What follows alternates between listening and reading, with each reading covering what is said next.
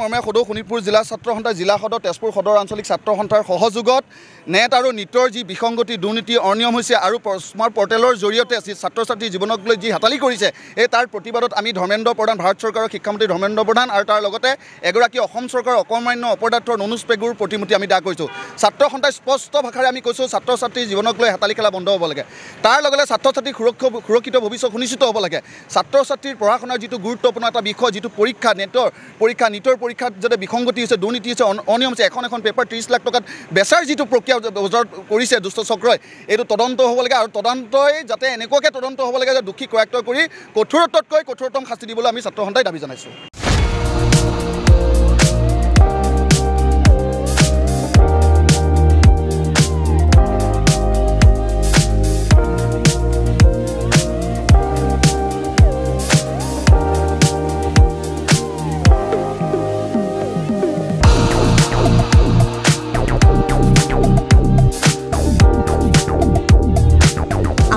প্ৰয়োজন হৈ আছিল নেকি ফাৰ্নিচাৰ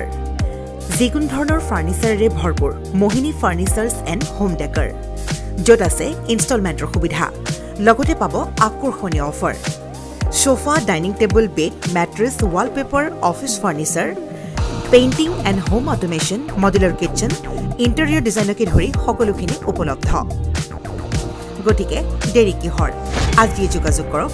9678538081 অথবা 9085595514 নম্বৰত ঠিকনা VIP road magazine opposite royal palace বিভাগ ভৱন গুৱাহাটী